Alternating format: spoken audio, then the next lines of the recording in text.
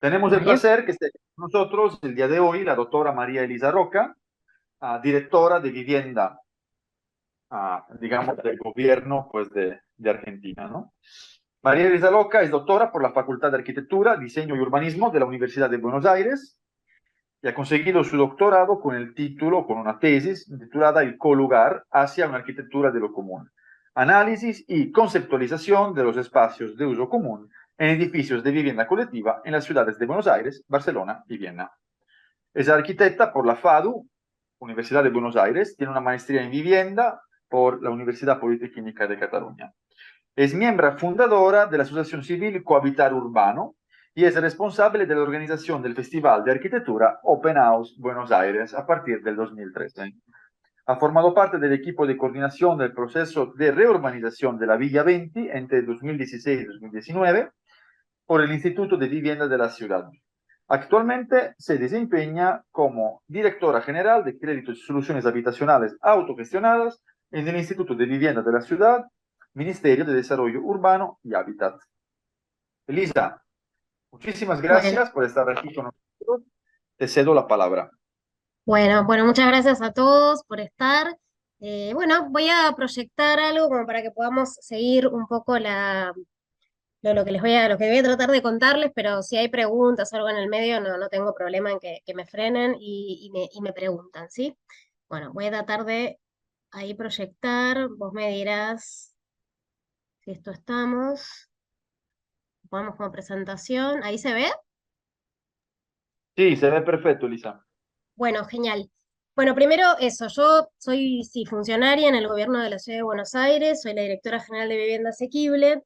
Un poco esto es importante porque lo que les voy a contar hoy quizás tiene que ver con un poco de política pública en torno al acceso a vivienda y ciudad. Voy a tratar de contarles un poquito de qué se trata el plan de alquiler a la ciudad y el régimen de covivienda, que es una ley que se aprobó, sancionó a mediados de este año. El Instituto de Vivienda también cabe como aclarar que pertenece al Ministerio de Desarrollo Humano y Hábitat. Digo, en algún momento el Instituto de Vivienda perteneció a otros ministerios, al Ministerio de Desarrollo Urbano. En este caso pertenece al Ministerio de Desarrollo Humano y Hábitat. Por lo tanto, el contexto en el que esta política pública se desarrolla es diferente a el contexto del desarrollo urbano, donde contamos quizás con las herramientas del desarrollo urbano dentro del mismo ministerio. Esto quizás cuando les vaya contando, quizás se pueda ir comprendiendo más por qué quizás me interesa siempre como aclararlo, ¿no? La política de vivienda de la Ciudad de Buenos Aires está más ligada a un Ministerio de Desarrollo Humano y Hábitat. Un poco, no quiero excederme en esto, pero contarles un poquito de qué se trata esta dirección general, que tiene a cargo 5 gerencias operativas que se encargan de distintos programas o distintas funciones más operativas dentro del Instituto de Vivienda. Está la gerencia que tiene toda la demanda de créditos y alquileres dentro del Instituto de Vivienda, la gerencia operativa que está con unos alquileres individuales bajo la ley 341. Luego la gerencia que se encarga más de los procesos autogestivos de vivienda bajo la ley también 341, pero en su vertiente colectiva, y que próximamente, esperamos el año que viene, tenga a cargo todo el programa de covivienda. Y después una gerencia que está más vinculada a los desarrollos públicos privados, cuyo origen en realidad es la ley de vivienda asequible que tenemos en la ciudad de Buenos Aires desde sancionada en el 2018. Y luego también la dirección lo que se encarga es de toda la administración de la cartera del Instituto de Vivienda. El Instituto de Vivienda es un instituto que tiene más de 50 años y tiene una cartera de créditos del Estado de la Ciudad de Buenos Aires desde hace muchísimos años, alrededor de 30 y pico de años, entonces maneja una cartera de 17.000 beneficiarios. Eso es más o menos el contexto en el que esta política pública se desarrolla. Bueno, un poco lo que nos sucedió, yo asumo esta dirección general en el 2019, yo trabajé antes 4 años también en el instituto, pero con el proceso de reurbanización e integración sociourbana de la Villa 20, del barrio 20, villas, favelas, asentamientos informales, y luego en el 2019 asumo esta dirección. Cuando asumo esta dirección, verdaderamente el instituto quería empezar a transitar un camino hacia cambiar un poco el paradigma, ¿no? Empezar a pensar la posibilidad de que si el acceso a la vivienda y a la ciudad podía tener otros mecanismos que no sean la vivienda en propiedad. Entonces, un poco los desafíos que se nos dispararon en ese momento, a fines del 2019, era un poco cómo construir esa narrativa que pueda desafiar ese imaginario tan fuerte de la casa propia como la única posibilidad del acceso a la vivienda y a la ciudad en forma estable, versus las vías más ligadas al alquiler, donde ya hay muchas ciudades con mucha experiencia al respecto, pero en que Latinoamérica todavía nos cuesta mucho como poder entrar en ese camino. ¿Y un poco por qué? Bueno, por la estabilidad habitacional que significa el alquiler frente a la propiedad en contextos macroeconómicos quizás complejos como el que hoy vive la Argentina, pero que en general en Latinoamérica tienen esas características, ¿no? Por lo tanto, un contexto de inestabilidad laboral. Por lo tanto, es lógico pensar que la población vea a la estabilidad habitacional más ligada a una vivienda en propiedad y no a un alquiler, a depender del pago de un canon locativo mes a mes. Por otro lado, bueno, ¿cómo se financia estos nuevos mecanismos de acceso a la vivienda como puede ser el alquiler? Otro es que estamos atravesados en Latinoamérica, es de, bueno, esta población, destino de esta política pública, en general tiene ingresos informales. Por lo tanto, ahí hay todo un componente y un desafío importante de, bueno, cómo contemplar esos ingresos informales para poder generar los mecanismos de elegibilidad de esa población destino de una política pública. Por otro lado, en la Argentina, en el Código Civil, que se modificó en el 2015, se incorpora el derecho real de superficie, un derecho que hoy todavía no está explorado en Argentina, vinculado al acceso a la vivienda, pero que sabemos por experiencia de otras ciudades que tiene muchas virtudes, o por lo menos nos hace transitar un camino de una tenencia diferente a la propiedad y diferente a la del alquiler. Por lo tanto, ahí hay un desafío importante de empezar a transitar ese derecho real de superficie y cuáles son las maneras de operativizarlo.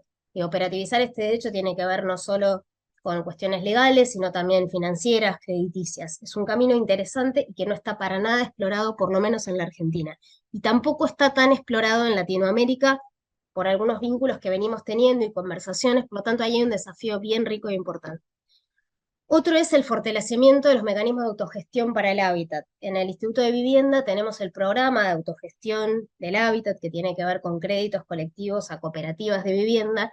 La realidad es que creemos que es un camino bien interesante, pero que todavía, por lo menos en Buenos Aires y seguramente en la Argentina, pero hoy lo que me toca a mí es Buenos Aires, todavía hay que ir fortaleciendo esos mecanismos, porque hoy son procesos de una calidad muy extraordinaria, pero una cantidad que para la política pública todavía es escasa.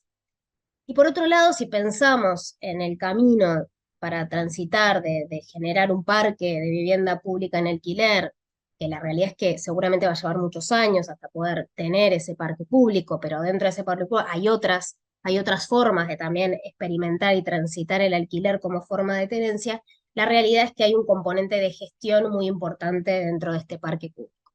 Estos son los desafíos que también para contarles venimos teniendo distintas redes con ciudades de Latinoamérica y vienen siendo un poco los desafíos que están teniendo hoy en día varias ciudades de Latinoamérica con las que venimos conversando. Entonces, este era un poco un contexto eh, con el cual estamos trabajando.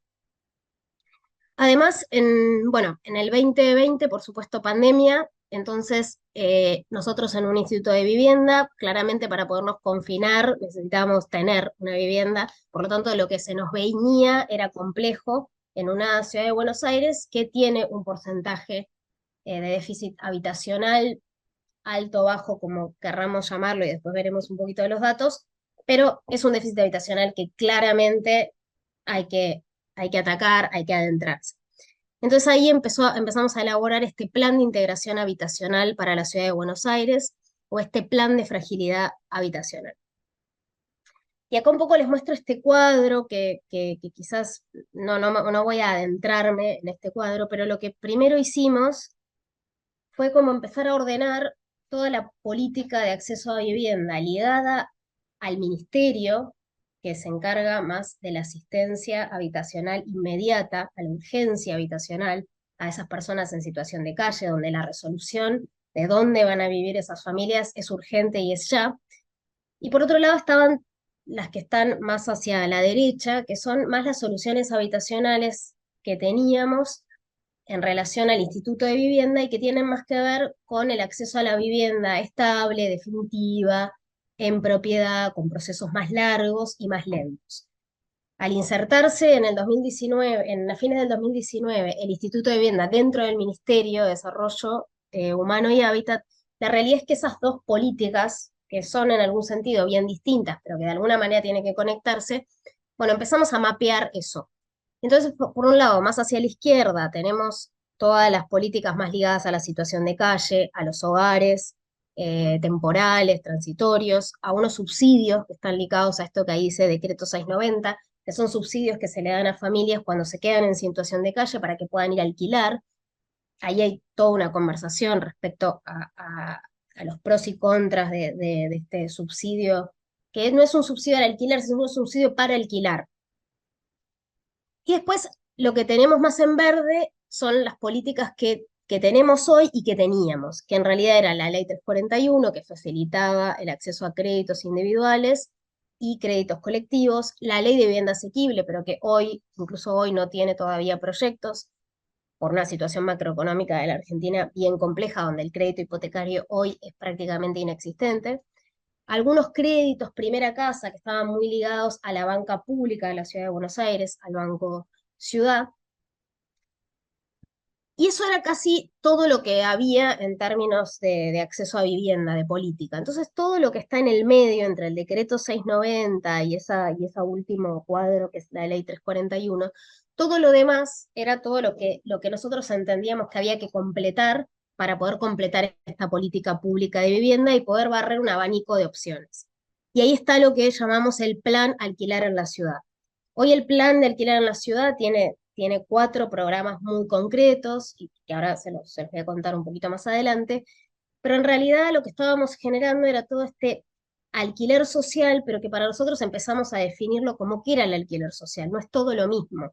Podía haber un alquiler más asistido para una población específica, y acá abajo van a ver que hay un G0, G1, G2, G3, bueno, esos son los grupos poblacionales. Empezamos a entender a esta población y empezar a entender cuál es el déficit habitacional en relación a esos ingresos que tiene esa población, pero que muchas veces no son solo ingresos, sino que están atravesados por una trayectoria habitacional, unas expectativas habitacionales y socioculturales que claramente íbamos a tener que conjugar, no solo ingresos, sino todas esas trayectorias y expectativas para poder generar programas que den acceso a vivienda y resuelvan esta fragilidad habitacional de la ciudad de Buenos Aires. Un dato interesante es que la ciudad de Buenos Aires tiene una fragilidad que nosotros llamamos concentrada, que tiene que ver más con los barrios informales, los asentamientos informales, y que el Instituto de Vivienda tiene una política bien concreta de integración de barrios populares, que fue un poco lo que contamos en la anterior sesión de acá de la diplomatura, que viene siendo muy desarrollada desde el 2016, obviamente con un montón de cuestiones que todavía hay que seguir avanzando, pero es una política bien clara. Pero después hay toda una población, una fragilidad habitacional que está más dispersa en la ciudad de Buenos Aires, dispersa en distintos barrios, dispersa en distintas comunas, que tiene que ver con esa población vulnerable que quizás alquila, que alquila colectivamente, o que alquila informalmente, o que alquila viviendas con subestándar, que no tiene la calidad habitacional que debiera una familia poder contar como para poder consolidar su vida.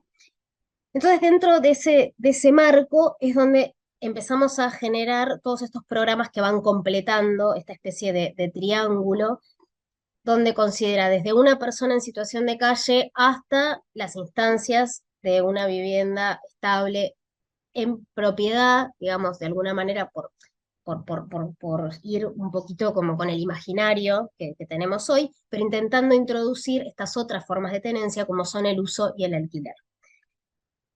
Para poder generar este plan de fragilidad habitacional, la realidad es que nosotros necesitamos un indicador de fragilidad habitacional. Entonces, ¿qué es este indicador de fragilidad habitacional? Necesitábamos no solo un indicador de déficit habitacional, en el que a veces es muy difícil como relacionar población con ese déficit o con esas características, sino que lo que necesitábamos era describir específicamente qué íbamos a medir cuando hablamos de fragilidad. Entonces, lo que íbamos a medir era población que tiene una vivienda bajo una tenencia precaria, o sea, no es ni inquilino, ni propietario, ni es en uso, no tiene una definición, una relación legal y concreta entre esa familia y esa vivienda. Que en la Ciudad de Buenos Aires el 50% de la fragilidad habitacional, que hoy está alrededor del 18% de la población de la Ciudad de Buenos Aires, o sea, alrededor de 250.000 hogares, hoy cuentan con algún tipo de fragilidad habitacional. Otra cuestión que mide es aquellos hogares inquilinos que se encuentran desocupados, cuyo jefe o jefa de hogar encargado de pagar los gastos que implica esa vivienda se encuentra desocupado. Por lo tanto, esa familia en breve va a tener que dejar esa vivienda. Entonces, eso nos parece que también es una situación a contemplar. O sea, ¿qué pasa con esas familias inquilinas que no tienen los ingresos suficientes? Y y a su vez, otra cuestión que cruza son aquellas familias que viven en hacinamiento. Entonces, todo eso cruzado con propietarios, inquilinos o tenencia precaria nos empieza a dar algunos números y cruzados por los tipos de población, indigencia, pobreza, vulnerable, frágil, clase media, acomodados, nos damos cuenta que en todos los grupos poblacionales hay un cierto porcentaje de fragilidad habitacional a considerar y este cuadro muy casi didácticamente nos ayudaba a ir conectando cierta población, cierto número, cantidad de hogares con fragilidad habitacional con programas específicos a ir resolviendo. Esto, por supuesto, a largo plazo, o algunos programas a corto y otros a largo plazo. Un poco este es el contexto en el que surge el plan de alquiler en la ciudad, que obviamente es un primer pasito a poder generar todo este plan de fragilidad habitacional, que va a costar muchísimo y que venimos trabajando mucho durante estos 4 años, pero que seguramente va a faltar mucho más.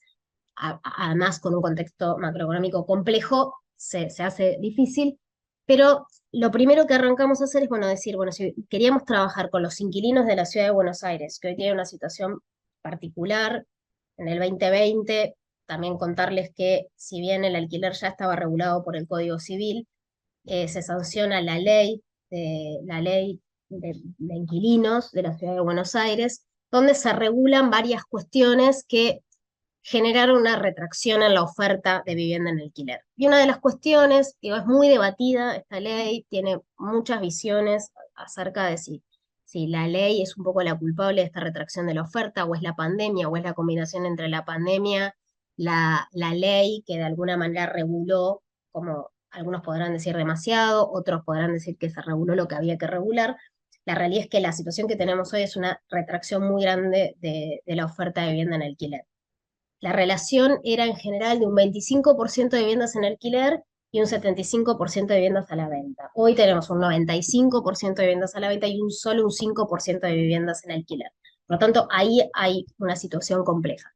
En esta situación, ¿qué decidimos hacer? Hacer un estudio sobre la situación de los inquilinos en la ciudad de Buenos Aires. La realidad es que no teníamos un estudio eh, con la representatividad, un estudio que fuera tanto cuantitativo como cualitativo, que pudiera realmente darnos datos sobre qué es lo que había que hacer en política pública, qué es lo que el Estado debía hacer para esta población inquilina, que en la Ciudad de Buenos Aires representa el 36% de los hogares que viven en la Ciudad de Buenos Aires. Hoy además estamos en curso con un estudio de oferta, porque también había algo del imaginario que había que ir transformando y era que el inquilino no había que victimizarlo o solo empezar a pensar las políticas públicas vinculadas a los inquilinos, sino que también había que pensar qué estaba pasando con ese propietario que sacaba del mercado del alquiler su vivienda o cuáles eran las cuestiones por las cuales no se veían incentivados. Entonces, un poco la política que se empezó a pensar tiene que ver con que el propietario, de alguna manera, hay que incentivarlo para que alquile y claramente hay que proteger los derechos de los inquilinos frente a esa necesidad de vivienda. Bueno, este estudio lo hicimos con el Centro de Estudios Económicos y Urbanos de la Universidad de San Martín. Bueno, fue un estudio que se entrevistaron más o menos a 1.400 familias inquilinas, donde se buscaba realmente caracterizar a estos hogares inquilinos y se dividió en 3 zonas de la Ciudad de Buenos Aires. Digo, no nos vamos a meter exacto en el estudio, que bien daría alguna charla en torno a eso. Y se dividió un poco entre los sectores de ciudad formal, digamos, y los de ciudades informales. Y en ciudades informales se hicieron entrevistas, encuestas en 3 barrios populares, en 3 villas de la ciudad de Buenos Aires, en las cuales nosotros tenemos intervención como Instituto de Vivienda. Bueno, como les dije, es cualitativo y cuantitativo. Estas son más o menos la cantidad de encuestas presenciales que se hicieron. Y un poco los resultados, digo, hay muchos números y muchos datos bien interesantes, pero un dato que nos llamó la atención era que el 81% de los inquilinos tiene algún tipo de contrato. Y eso algunos podrán decir que si no se atiene a la ley no es formal, pero la realidad es que algún contrato hay y eso nos da para seguir tirando de la cuerda y que en general son contratos a 3 años, que era una de las modificaciones de la Ley Nacional de Alquileres, pasar de contratos de 2 años a 3 años. Por otro lado, bueno, había una pregunta muy grande y había muchas elucubraciones sobre cuál era el porcentaje de los ingresos de una familia que destinaban al alquiler de una vivienda. Bueno, el número que sale de este estudio es que destinan el 32,6%, pero eso solamente referido al canon locativo. Si además le sumamos las expensas, que no sé si allá en México sucede lo mismo, pero acá pagamos una expensa para el mantenimiento del edificio, que representa el 25% de ese canon locativo. Entonces ahí estamos pensando en que una familia que alquila destina entre el 40 y el 45% de sus ingresos y se vuelve más pesada esa carga de la vivienda sobre los ingresos en la zona sur de la ciudad, que es la zona que todavía necesita más desarrollo urbano en general en la ciudad de Buenos Aires. Y por otra parte, otra cuestión que vimos es que el 80% de los inquilinos alquila una vivienda porque en realidad ve la imposibilidad de la compra. Y esto tiene que ver con la imposibilidad que existe hoy en la Argentina de acceder a un crédito, a un crédito hipotecario. Y que el 60% en general lo hace para poder emanciparse. Entonces hay una población joven donde empezamos a entender, bueno, qué era una población joven, de qué edad estamos hablando. Bueno, tuvimos que extenderlo a que una población joven es hasta 39 años. Quizás antes se consideraba una población joven más joven, pero empezamos a entender que en términos de acceso a vivienda, esa edad se iba prolongando hasta casi los 40 años. Entonces, este era un factor importante, pensar la población joven de la ciudad de Buenos Aires, el 75% alquilan. Entonces acá hay unos datos. El 36% de la población de Buenos Aires alquila, el 40% tienen entre 18 y 35 años, el 75% de los jóvenes son inquilinos, hablamos del 42% más o menos de los costos de la vivienda sobre sus ingresos.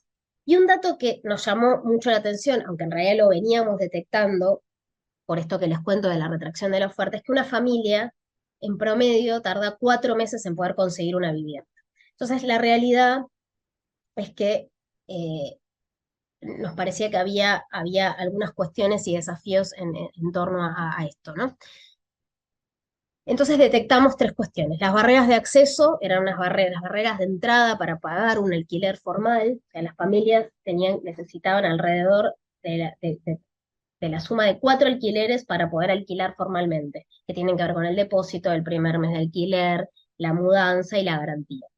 Después la dificultad en la oferta, digo, si una familia tarda 4 meses para encontrar algo que se adapte a sus necesidades, claramente hay una oferta que quizás existe en construcción de vivienda nueva, pero que no se está asociando o que no está macheando con esa demanda. Y además un tema de información. También había muchos conflictos sobre cómo se firma un contrato, quién tiene que pagar el depósito, los abusos en general que a veces en estos vínculos suceden, no solo propietario-inquilino, sino los intermediarios. Entonces había algo de la información que también era importante. Bueno, en ese marco es donde lo primero que sacamos para empezar un poquito este camino hacia que el Instituto de Vivienda tuviera por primera vez ciertos programas en relación al alquiler.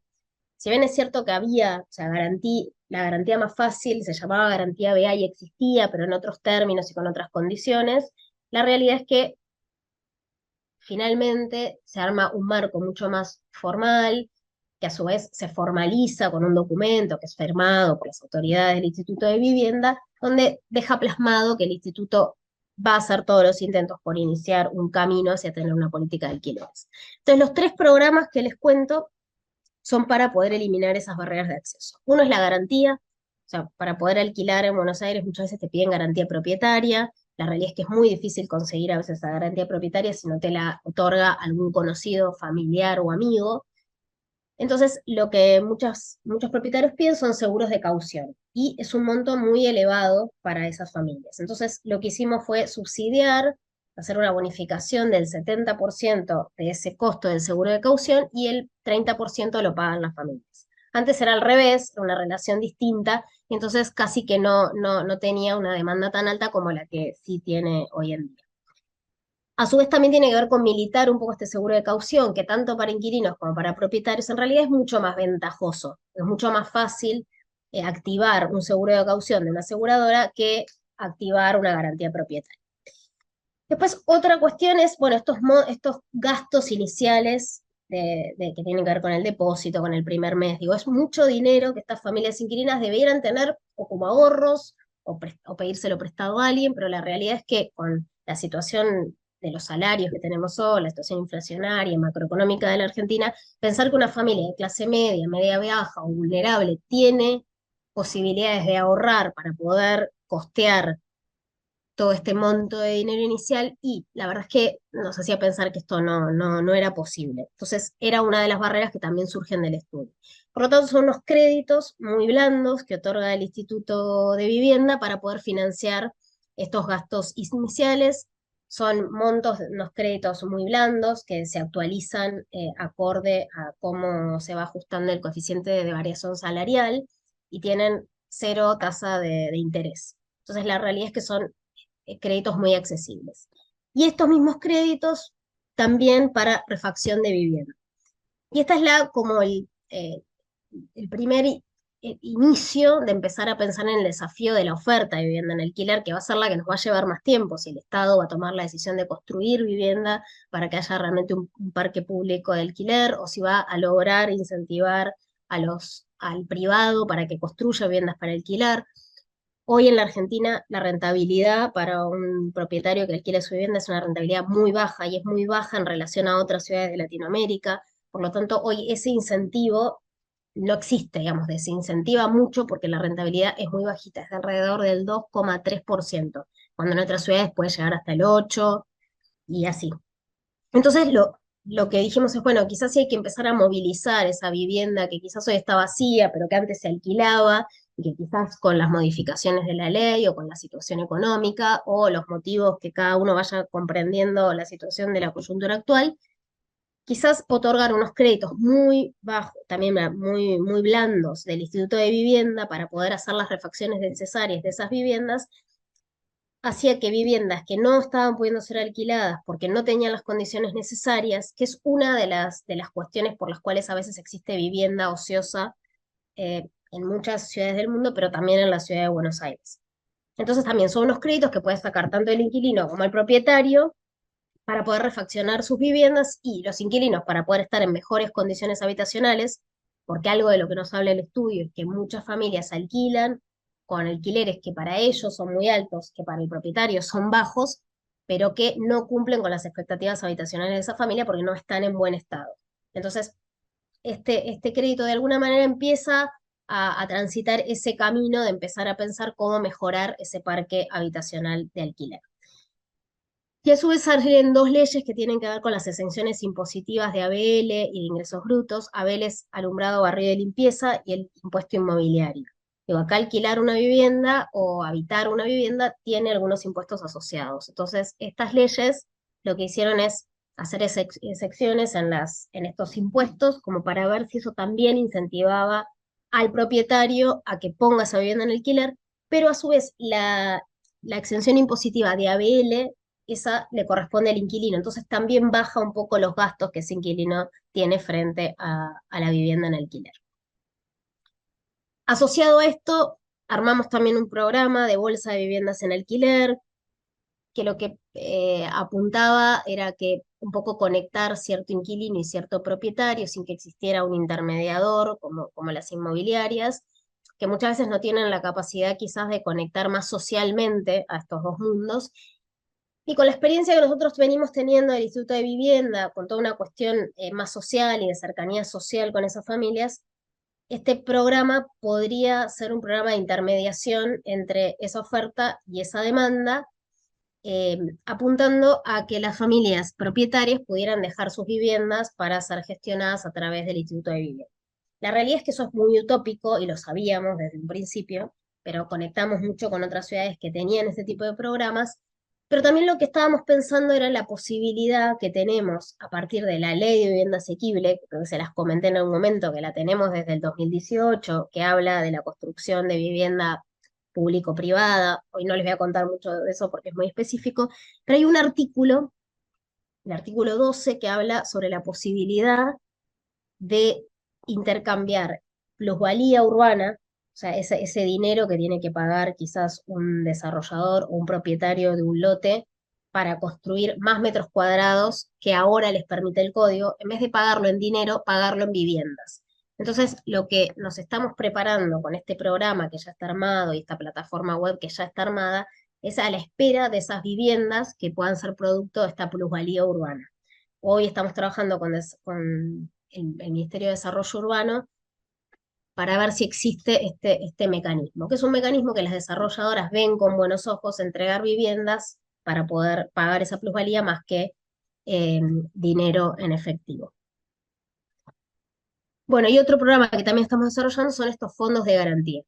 Hace un rato les conté de las dificultades del porcentaje de población que es muy alto que tiene ingresos informales. Entonces, muchas veces para los seguros de caución las aseguradoras no pueden contemplarlo, no le pueden dar este seguro. Entonces, este fondo de garantía es un dinero fijo del Instituto de la Vivienda que va a servir de garantía para que esa aseguradora pueda utilizarlo para que sea la garantía para poder otorgarle ese seguro de caución.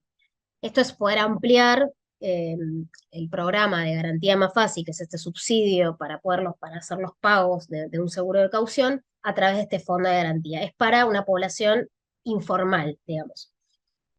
Entonces en eso estamos hoy también trabajando. Bueno, dentro de todo este mar, eso fue un poquito fue el plan de alquilar en la ciudad y un poco todo lo que también implicó también un estudio sobre vivienda vacía o vivienda ociosa, que no es lo mismo, pero bueno, el estudio de inquilinos, entender esta población, de qué se trataba esta fragilidad habitacional, digo, vino muy asociado lograr este plan, que hoy son estos tres programas, que sí son créditos y que quizás no atacan de fondo el problema del alquiler, que tiene que ver con la oferta de vivienda, pero empieza a ser un camino e implicó mucho estudio y mucho análisis. Y dentro de ese análisis, yo les había contado que un desafío era, bueno, ¿cómo incorporamos este derecho real de superficie que existe hoy en el Código Civil en la Argentina para poderlo aprovechar como una figura de tenencia distinta a la propiedad y al alquiler? Bueno, entonces, les cuento un poco más. Como les había contado al principio, dentro del Instituto de Vivienda de la Ciudad de Buenos Aires existe la Ley 341, que tiene su vertiente individual, son créditos individuales para que las familias se compren una vivienda con créditos del Instituto de Vivienda, no de banco. Y por otro lado, son créditos colectivos a organizaciones colectivas, que pueden ser asociaciones civiles, mutuales o cooperativas de vivienda, que son todos procesos autogestionados que lo que hacen es reforzar esa capacidad de agencia que tiene esa población destinataria de la política pública de estas viviendas, donde no reciben una vivienda llave en mano, sino que están involucradas en todo el proceso. No solo el proceso social de agruparse como organización colectiva jurídica, sino a su vez de armar un equipo técnico interdisciplinario que pueda colaborar con todas las tareas que implica poder desarrollar un proyecto de vivienda colectiva, a su vez construir toda esta vivienda, toda la parte financiera también, la de poder gestionar y administrar ese crédito que otorga el Instituto de Vivienda, y a su vez, finalmente, poder escriturar esas viviendas a favor de cada familia individualmente. Esto lo ordena esta ley 341 que les cuento. El programa que se desprende es el programa de autogestión para la vivienda, que llamamos PAV. La realidad es que en estos 23 años los resultados cuantitativos son escasos, se construyeron alrededor de 1.400 viviendas, es poco para 23 años, pero la calidad que tienen estas viviendas y cómo se insertan urbanamente y toda la complejidad y la riqueza de los vínculos que se generan en esta población cuando se fueron conociendo a través de todo este proceso de autogestión del hábitat, de construcción, de pensar el proyecto colectivamente, después habitarlas, claramente eso se ve reflejado en la postocupación de esas viviendas, que por supuesto tienen todas estas ventajas a nivel social y de modelo. Además de insertarse dentro de la trama urbana, no generar guetos, digo, hay un montón de cuestiones que acá un poco las pueden ver como en algunas imágenes de lo que se ha construido a través de esta ley 341. Pero la realidad es que tenemos un problema y es que esta ley también indica la compra de los terrenos, del suelo para construir esta vivienda. Y es lógico, porque sin suelo no hay vivienda, por supuesto. Hoy en la Argentina hay una dificultad, o sea, el peso argentino no es la moneda con la cual se comercializa la vivienda, los lotes, o sea, se compra y se vende lotes y viviendas en dólares, pero nuestros salarios son en pesos, con lo cual esa distancia que hay hace que hoy sea muy difícil poder acceder a la compra de un lote o una vivienda, salvo que tengas los dólares billete. El Estado, cuando otorga un crédito, lo otorga en pesos, no lo otorga en dólares. Y hoy la dificultad que hay en el acceso al dólar a través del Banco Central es tan alta que el Estado no puede acceder a esos dólares al monto oficial. Por lo tanto, con los pesos que el Estado da, nadie puede comprar ni una vivienda ni suelo. Este inconveniente lo venimos teniendo ya en Argentina, ahora se agudizó muchísimo más, pero esta es una de las cuestiones que hizo que este programa de autogestión para la vivienda, de alguna manera, se haya paralizado. O sea, siguen las obras, siguen pagándose certificados de obra, porque todo eso se comercializa, se hace en pesos, pero la compra de lotes se vio imposibilitada. Entonces, uno de los desafíos fue, bueno, ¿cómo hacemos para poder seguir con este tipo de mecanismos, pero resolver la cuestión del suelo? No les digo que lo resolvimos, pero lo que sí dijimos fue, bueno, ¿por qué no nos aprovechamos de este derecho real de superficie y también empezamos a introducir la idea de movilizar suelo público para poder seguir construyendo estas viviendas autogestionadas, estas viviendas construidas colectivamente y colaborativamente? Entonces, un poco también lo que nos pasaba con introducir este derecho real de superficie, que ¿qué es? Es dividir la propiedad del suelo de la propiedad de lo construido. O sea, el suelo va a quedar siendo público, mientras que lo construido es lo que construyen estas organizaciones jurídicas colectivas, o sea, cooperativas de vivienda, asociaciones civiles, etcétera, pero son superficiarias, o sea, son dueñas de esos metros cuadrados construidos por un tiempo determinado que, como indica el Código Civil, son 70 años acá en la Argentina. Cada país tiene unos años distintos si es que tienen este derecho en sus códigos civiles. Entonces, esto era cambiar claramente la cabeza en torno al acceso a la vivienda. Era pasar de una vivienda como bien de cambio, o sea, que se comercializa porque uno es propietario y la vende, la usa, la vende, la alquila, a una vivienda que tiene valor como bien de uso. O sea, tiene un valor esa vivienda mientras la use, porque la realidad es que no va a estar nunca a valor de mercado porque no soy dueño de ese lote. Soy dueño y uso mi vivienda y la voy pagando y voy devolviendo ese crédito, pero por el tiempo en la que la habito.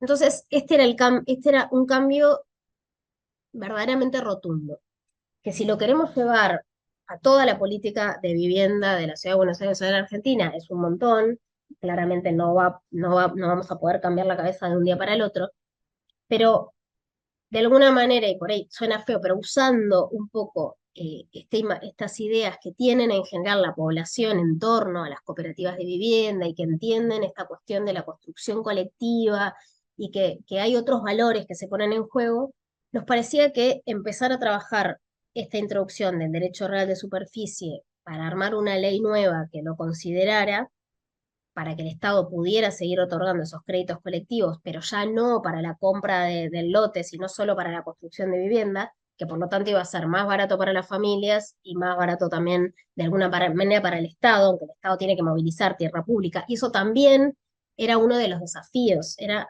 bueno, la Ciudad de Buenos Aires puede empezar a movilizar tierra pública estatal, pero no solo tierra pública del Instituto de Vivienda del Gobierno de la Ciudad, sino que también hay otros entes públicos, quizás no estatales, que también puedan poner a disposición esos lotes para la construcción de vivienda para estos grupos poblacionales que consideran que este tipo de acceso a la vivienda es posible para ellos, ¿no? Donde tenés que considerar unos tiempos largos no sé si tanto de obra, pero sí de este trabajo colaborativo, compartido, de autogestionarse, de no recibir una vivienda terminada, sino que estar involucrado en todo ese proceso.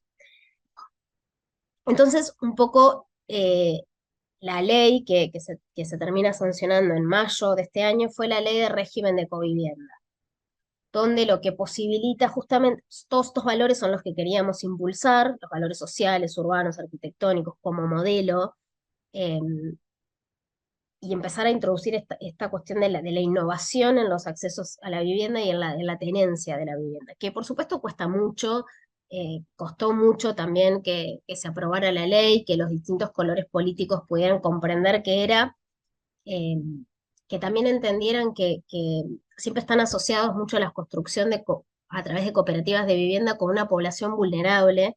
Y también había que cambiar un poco ese chip, ¿no? Y empezar a entender, no, bueno, hay una clase media, media frágil, quizás una población más joven, que hoy evidentemente a través del estudio que hicimos no tiene expectativas de convertirse en propietario, o porque lo ve muy difícil, o porque lo ve muy difícil en este contexto, o porque no le interesa, porque en realidad no va a destinar todo ese monto de dinero junto a acceder a la vivienda, sino que tiene otros modos de vida y de habitar.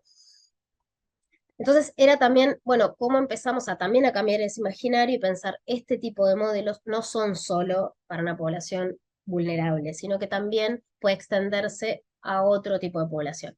Piensen que un poco la dirección que yo llevo adelante está más vinculada al acceso a vivienda de clase media. En realidad, la población más vulnerable en general está más vinculada como a los procesos de integración de barrios populares, pero ahí siempre queda esa fragilidad más dispersa que no termina de encontrar dónde es que van a resolver su problema de la vivienda. Entonces, en este marco dijimos, bueno, quizás impulsar esta ley y que sea ley. O sea, en la Argentina hay algo que sucede que a veces sí, que debe suceder en otros países también, pero bueno, acá pasa mucho que quizás si lo dejamos como un programa, esto podría haber sido un programa, no una ley, quizás con los cambios de gestión, los cambios de gobierno, ese programa desaparece. Entonces nos parecía que había que dejarlo plasmado en una ley, que es la primera ley que introduce este derecho real de superficie. Entonces, lo que les contaba es eso, es la separación entre la propiedad del suelo de la propiedad de lo construido durante como máximo 70 años. Siempre lo pensamos muy asociado a una población joven o a una población de adultos mayores, pero la realidad es que no tiene un corte etario, pero en general hay en la Ciudad de Buenos Aires un problema quizás con los adultos mayores inquilinos, que con sus jubilaciones les es muy difícil eh, poder pagar ese alquiler, o una población de adultos mayores que quizás empieza a pensar un poco sus años para adelante y piensa en no vivir solo o tener espacios compartidos o espacios donde el uso común sea mucho más moneda corriente y entonces puedan compartir su vida, digamos, con otros. Entonces, más los jóvenes que también, quizás para resolver su vida cotidiana, para resolver sus tareas reproductivas, productivas, digo, hay algo de eso que también los modelos estos de covivienda contemplan, que es una cantidad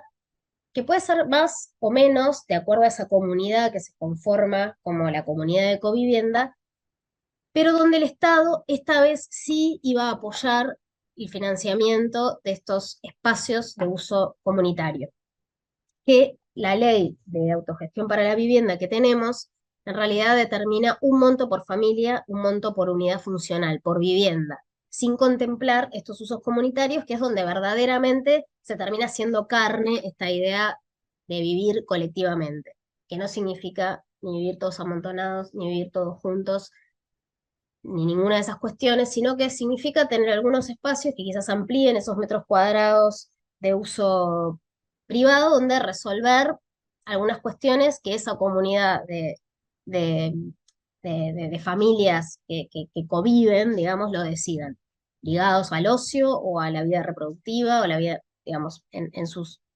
infinidades de usos posibles. Bueno, entonces la ley hay un punto que tiene que es muy importante, que tiene que ver cómo se van a organizar estos vecinos una vez que esté construido el edificio. Lo que se firma es una escritura entre esa organización, que a su vez va a participar de un concurso para poder desarrollar el mejor proyecto posible dentro de los terrenos que el Estado va a ir poniendo a disposición para estas organizaciones. Eh, Va a construir a través de distintos modelos financieros. La ley lo que intentó es no ser rígida como la ley 341, que en realidad es un crédito del Instituto de Vivienda a tasa cero y a cuota fija. O sea, son unas condiciones crediticias que hoy en una Argentina con una inflación del 140% anual, la realidad es que es imposible tener ese tipo de créditos porque claramente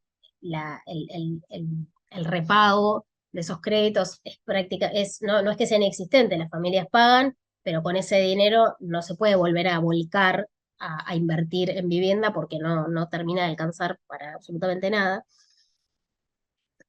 Entonces, lo que se intentó fueron distintos modelos de financiamiento donde quizás no sea un 100% de dinero estatal destinado a la construcción de vivienda, uno de los modelos sí lo es, pero el resto podría haber combinaciones que estuvieran contemplando los distintos grupos poblacionales y sus distintas situaciones económicas que pudieran estar de todos modos queriendo este tipo de proyectos.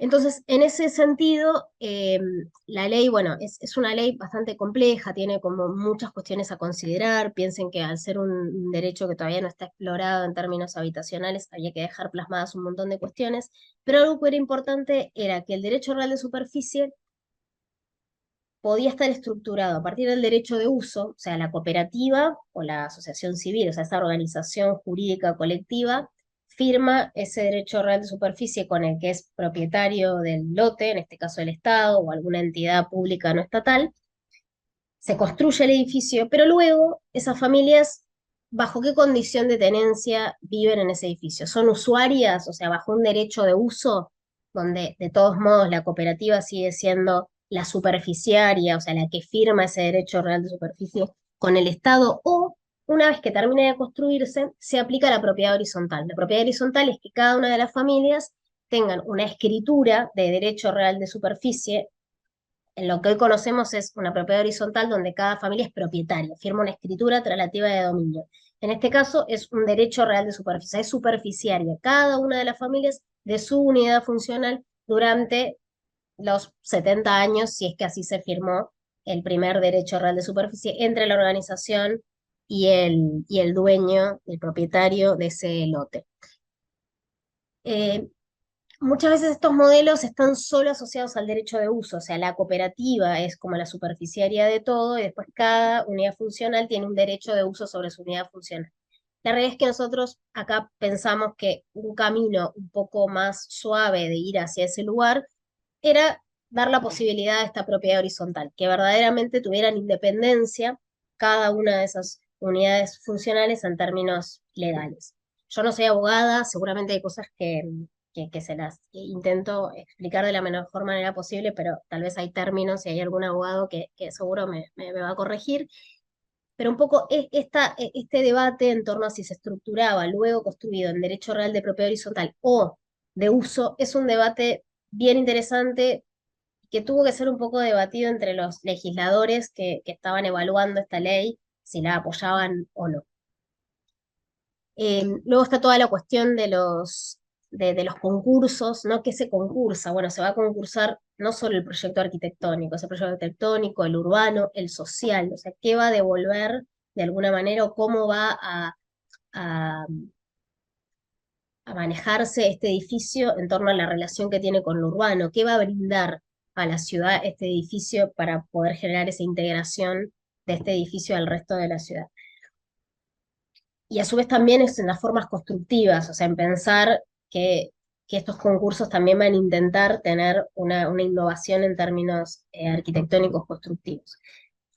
Bueno, todo eso hoy lo estamos plasmando en el programa de Covivienda, que lo tenemos bastante armado, pero la realidad es que hay como todavía muchísimas dudas, muchísimas cositas a perfeccionar.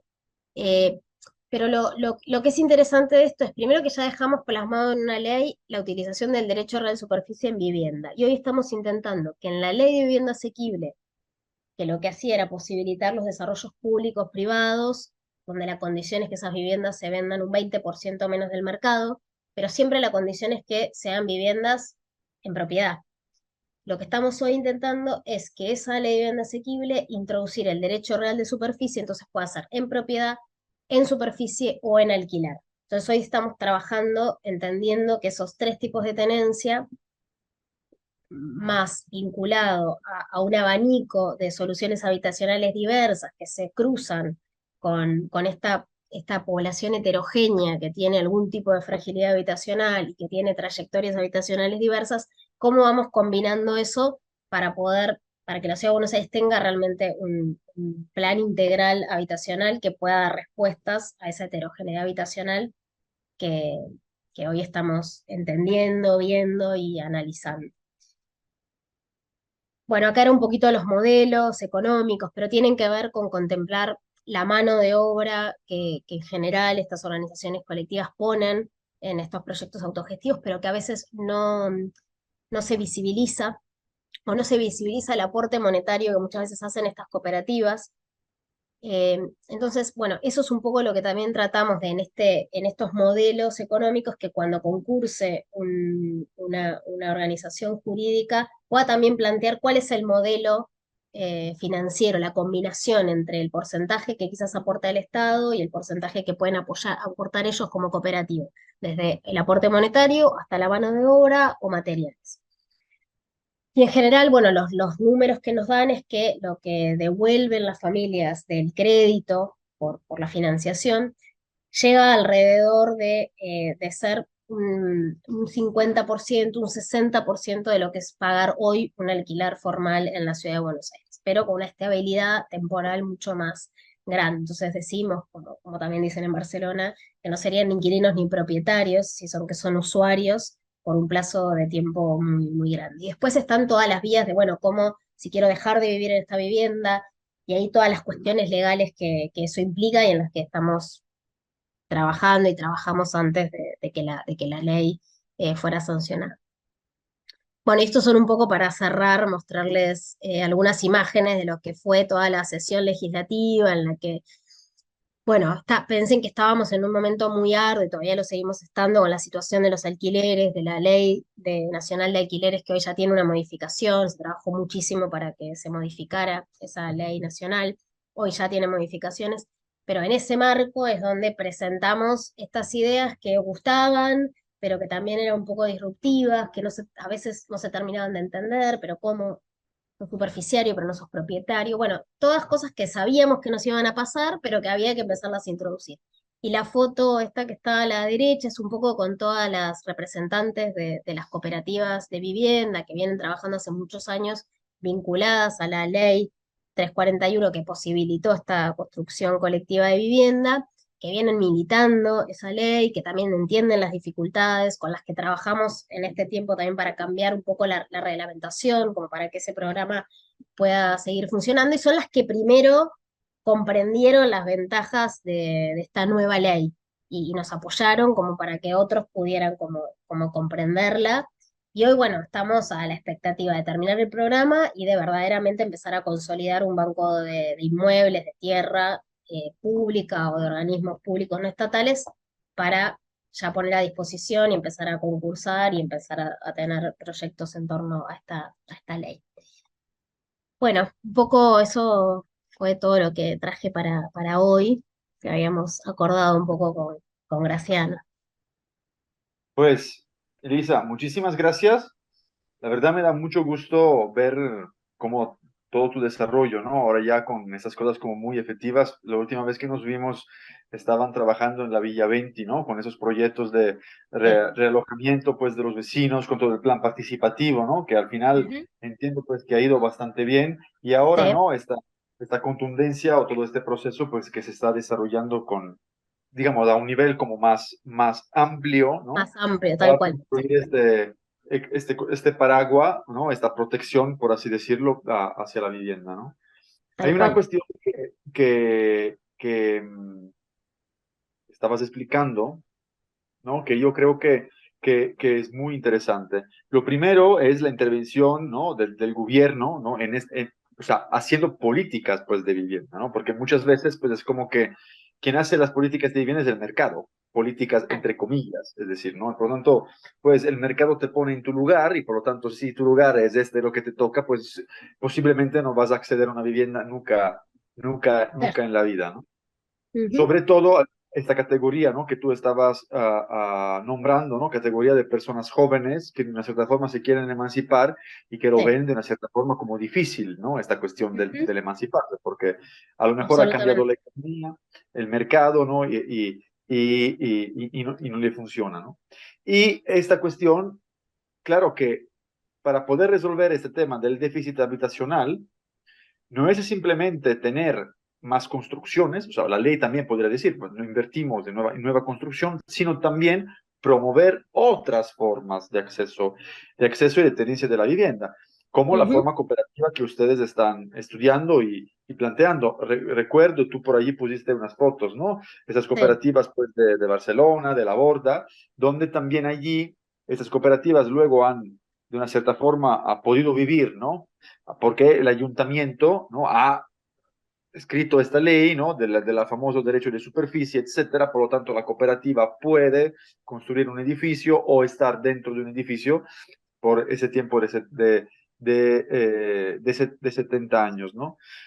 Ahora bien, digamos, hay muchos países que tienen esta cuestión, pues, de las cooperativas o que tienen una visión como mucho más abierta, ¿no? Hacia estas otras formas de acceso a la vivienda. En vuestro caso, ¿ha sido tan difícil, o sea, proponer estas formas alternativas o relativamente el proceso se dio de manera fluida? No, a ver, un poco por eso les contaba lo de la ley 341. O sea, la ley 341 que habilitó este acceso a créditos colectivos, que en definitiva, digo, puede haber como un componente social y de cómo vas a construir la vivienda, pero en definitiva también el componente financiero es básico. Y la realidad es que estas organizaciones, estas cooperativas de vivienda, lo que buscaban era un financiamiento, es un financiamiento que adquieren colectivamente para administrarlo y autogestionar esa vivienda.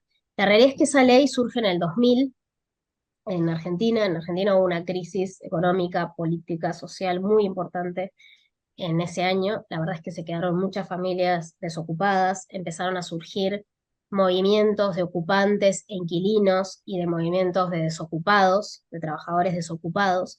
Entonces, esta ley 341 surge muy desde las bases. O sea, en ese momento que realmente creo que fue aprobada porque era un momento de mucha crisis, donde hubo una movilización social muy fuerte y organizada, con lo cual estos movimientos sociales organizados terminan sancionando esta ley 341 que habilita estos créditos colectivos con unas condiciones crediticias extremadamente buenas. De todos modos, es cierto que hoy son extremadamente buenas. En el momento en el que se sancionó la ley, teníamos ley de convertibilidad, o sea, un peso argentino, un dólar, que no es la misma situación de hoy. Hoy es 1.000 pesos, un dólar. Hoy estamos en esa Ah, situación. Entonces, imagínense que la ley, esa 341, indicaba que el crédito por familia eran de 42.000 pesos, que en ese momento eran 42.000 dólares. Hoy, con 42.000 pesos, si me compro un par de zapatillas, es muchísimo. Eso es como para que entiendan un poco cómo se fue devaluando nuestra moneda en relación al dólar. Por lo tanto, esa ley pasaron 23 años y claramente había que cambiarla. Pero sí es una ley que tiene un componente social muy fuerte, una militancia muy fuerte. Atrás de esas cooperativas de vivienda hay organizaciones políticas, digo, tiene un peso muy importante. Entonces, lo que hicimos en realidad para empezar a introducir este derecho real de superficie y además poder sancionar la ley fue trabajar estos 4 años con esas organizaciones. Entonces, al trabajar con esas organizaciones que lo podían entender perfectamente qué significaba y que entendían que había una dificultad en el acceso a un lote, o sea, hoy comprar un lote para el Estado es prácticamente imposible, porque no hay dólares en la Argentina en las reservas. O sea, hoy estamos en un problema económico muy importante, que ojalá se mejore, pero hoy estamos en esa situación. Por lo tanto, el Estado con esos pesos no puede cambiarlos por dólares y salir a comprar un terreno. Y las cooperativas eso, por más que se enojan con nosotros y bueno, hay una conflictividad un poco permanente, pero también nos abrazamos y también apoyaron la ley y todo es un poco complejo.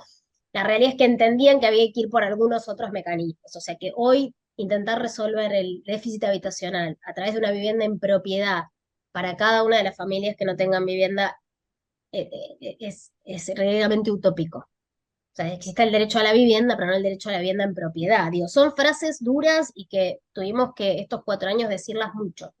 Y una de las cuestiones que también fue importante es el movimiento de ocupantes inquilinos que inició, que fue uno de los que más movilizaron la sanción de esta ley, que ya trabajan desde el 1980, ocupando ciertas viviendas, transformándolas, dándole vivienda desde una organización del tercer sector, una organización civil, rehabilitando viviendas, militando la regularización dominial de esas viviendas ocupadas, fueron uno de los que dieron mucho impulso a esta ley 341. Y ellos lo que reclamaban era que el Estado, que el Instituto de Vivienda reconociera la propiedad colectiva. O sea, la propiedad colectiva de la organización dueña y propietaria del edificio colectivamente, donde cada una de las familias que ocupan una de estas o que viven en una de estas unidades funcionales no tengan que hacerse cargo de ese crédito, de esa deuda individualmente, sino que la puedan hacer colectivizada para poder entender las distintas situaciones económicas que puede atravesar una familia durante 30 años cuando ellos trabajan con una población vulnerable, o sea, sensible a los cambios económicos. Digo, no son familias que pueden proyectar de acá a 30 años si van a realmente poder pagar ese crédito. Entonces ellas consideraban que había que colectivizar esa deuda. Entonces, nosotros no existe la propiedad colectiva en la Argentina, en el Código Civil, existe la propiedad privada, pero sí la propiedad privada de una organización colectiva. Entonces el instituto hacía mucho tiempo que no sabemos bien por cuál era el motivo, les negaba esa posibilidad de la propiedad colectiva. Se indicaban que cada una tenía que escriturarse individualmente. Entonces, ahí fue un punto muy importante, cuando nosotros les reconocimos que sí existía, que la ley no prohibía de ninguna manera que la cooperativa quedara como propietaria de todo el inmueble y que hubiera derechos de uso para cada una de las familias. Y que entonces esa deuda pudiera pasar a ser una deuda colectiva y no individual, que era lo que estas organizaciones manifestaban como problema. Por supuesto que nada es color de rosas y hay un montón de estas cuestiones que también a veces utilizan algunas organizaciones, no en términos de solidaridad, sino en otros términos, con lo cual había que también contemplarlo como Estado, esos abusos que podían darse. Pero ese primer reconocimiento fue muy importante para poder seguir trabajando. Y otra de las cuestiones que también hizo que estos procesos es, primero, todo el conocimiento que tenían de todo lo que es la trayectoria de cooperativas de vivienda en Uruguay. Y eso es importantísimo. O sea, el movimiento de ocupantes inquilinos, el movimiento territorial liberación de desocupados, digo, todas las organizaciones sociales tenían mucho vínculo con todo lo que son las cooperativas en Uruguay. Entonces, mucho de esto vino como traído a través de la FUCBAN, digo, como que hay una trayectoria de Uruguay que se fue volcando en esta ley durante estos 23 años. Y Uruguay sí tiene, no lo hacen con derecho real de superficie, pero sí tienen las cooperativas de propietarios y las cooperativas de usuarios. Las cooperativas de usuarios son sobre lotes públicos donde no tienen propiedad cada uno sobre las unidades, sino que lo que tienen es un derecho de uso. Entonces, la conjunción de todo eso hizo que hubiera una aceptación, por lo menos por parte de esta población más vinculada a las cooperativas de vivienda, que aceptaran esta nueva ley de covivienda que introducía el derecho real de superficie. Así que fue arduo en realidad para trabajarlo con los legisladores, para trabajarlo con una población que quizás desconocía incluso las formas cooperativas de construcción autogestiva. Digo, con esa población nos costaba más, pero con los que estaban ya muy involucrados fue una cosa sencilla. De hecho, esas imágenes que les muestro es porque las organizaciones son las que estaban ahí en la legislatura apoyando, que enviaron cartas quizás a sus partidos políticos para intentar que aprueben esta ley. Digo, hubo todo ese trabajo previo para poder conseguir los votos, bueno, todo ese trabajo que lo hicimos acompañado de una legisladora que fue la que firmó finalmente el proyecto de ley. Gracias, Elisa. ¿Alguien más quiere preguntar algo? Sí, Elisa pregunta, en un Sí, crédito colectivo, ¿a sí. cuántos metros cuadrados accedes por un crédito colectivo? Mira, en realidad no hay unos metros cuadrados determinados. En realidad esto es así. El, te estoy hablando de la 341 porque la de covivienda todavía estamos generando todo ese programa y además se concursa también el modelo de financiamiento, por lo tanto la relación entre la cantidad de unidades funcionales y el lote y lo que sale ese proyecto es algo que se va a concursar. Por lo tanto no hay tanta determinación en relación a esto.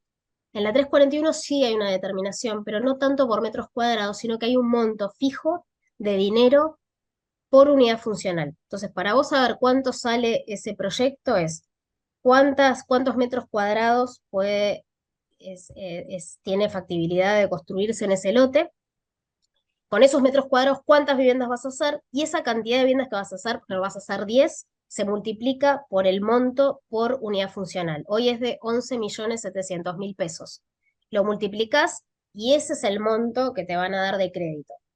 Hay por lo tanto, vos tenés que entender que tienen que hacer unos cálculos para que verdaderamente el monto total les dé para construir esos metros cuadrados. Entonces, en general, suelen ser vivienda colectiva que combina algunas viviendas de un dormitorio con algunos poquitos de 3 dormitorios. En general, el promedio es una vivienda de 2 dormitorios que puede tener 50 50 y algo metros cuadrados como mucho, además de los metros cuadrados comunes, Sí, que sí, en la sí. 341 lo tienen que, en realidad se dice que se hacen por autogestión, porque se hace con lo que la cooperativa va recolectando de dinero, porque el Estado no financia esos espacios comunes, salvo los espacios comunes para poder generar las circulaciones propias y necesarias del edificio.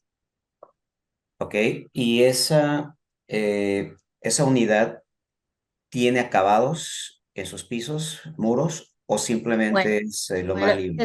ese es un punto excelente. En algunas cooperativas lo que ellos hacen es para tener mejores acabados. Por ejemplo, todo lo que vieron ahí de ladrillo a la vista, en general son todos aportes que hace la cooperativa para poder darle mayor calidad a esas terminaciones. Pero en realidad es con ese monto de dinero, es la magia casi que puede hacer el arquitecto y toda la cooperativa. Hay cooperativas que tienen un aporte en mano de obra enorme, entonces esas les queda más presupuesto para poder destinarlo a materiales, a terminaciones. Cuando no tienen ese aporte de mano de obra, muchas lo tienen muy reglado y son determinadas cantidades de horas de trabajo que tienen que hacer por familia y lo tienen que cumplir, y además de pagar una cuota solidaria mes a mes. Entonces, con todo eso van conformando un dinero, pero el Estado no... A ver, por supuesto que presentan un proyecto, eso es evaluado no solo por nosotros, sino por la dirección de registro de los planos que está dentro del desarrollo urbano, y tienen que ser viviendas que tienen cierta calidad social, Mínima. pero no porque la calidad construida sea baja. No, mínima seguro, porque si no, no te lo aprueban. De GERROC se llama, es la Dirección General de Registro, no te aprueba si no está acorde a código de edificación y a código de planeamiento. Pero digo, no, en general no hay excesos en el tipo de materiales que utilizan, pero la realidad es que no se vuelve necesario indicar cuáles son esos límites, porque ya el solo saber el presupuesto que tenés, ya sabes a qué vas a poder acceder. Ok. Entonces, en general son la calidad de las imágenes que yo les mostré, y eso tiene un componente de dinero o de aporte de mano de obra que hace que puedan tener esas terminaciones de mejor calidad, como por ejemplo el ladrillo a la vista. En general es algo que tiene más costo que un revoque y pintura. Ok, y por último, al ser familiar ese tema del crédito, ¿es transferible? Sí, a ver, el crédito 341 se termina con escrituras traslativas de dominio, o sea, se hereda, se puede vender después de los 5 años, digo, es tradicional. En la covivienda también se va a poder heredar, pero lo que se hereda no es la propiedad, sino o la superficie, que es el El derecho de derecho propiedad de uso. horizontal, o el uso, pero también sí se hereda a los que viven, a los que conviven. Correcto. Sí. Gracias. No, por nada. Bueno, Elisa, Bueno, muchísimas gracias. gracias. La verdad es muy interesante y cómo se está evolviendo toda la situación. Lamentablemente escuchamos que Argentina pues no está viviendo una situación tan No, linda, no, ¿no? Pero esperamos que esos tipos de políticas se puedan seguir haciendo y que realmente aumente, ¿no?, la capacidad de impacto de las mismas, ¿no? Porque sabemos que al final totalmente. el derecho a la vivienda y la vivienda en sí es algo pues muy importante pues para el desarrollo de una sociedad, ¿no? Entonces, qué bien que se pudieron importar estos modelos, ¿no? Qué bien Ujú. que se pudo hacer una ley y no un programa, y ojalá, digamos, que a raíz de esta ley pueden salir diferentes programas para poder digamos, abordar, ¿no?, el tema y ser como más contundentes y más filosos, ¿no?, en su resolución. Absolutamente. Pero bueno, ya igual ya la semillita del alquiler, de la tenencia, del uso, creo que ya están ahí como para que en algún momento den algún fruto. Lo importante es haber empezado. Tal cual, Quien bien comienza hasta la mitad de la obra, ¿no? Entonces, pues, exactamente. al Así que final, por ahí van, ¿no? estamos en eso, esperando cambio de gobierno. El domingo son las elecciones, así que veremos domingo que viene. Veremos qué pasa. Nos Pero bueno, contarás próximamente, Elisa. tal cual. Bueno, muchas gracias a todos, ¿eh? Muchísimas gracias. Que estés muy bien. Chau, Hasta chau, luego. gracias. Nos vemos. Chau. Gracias. Gracias. Chao. Chau, Gracias. chau.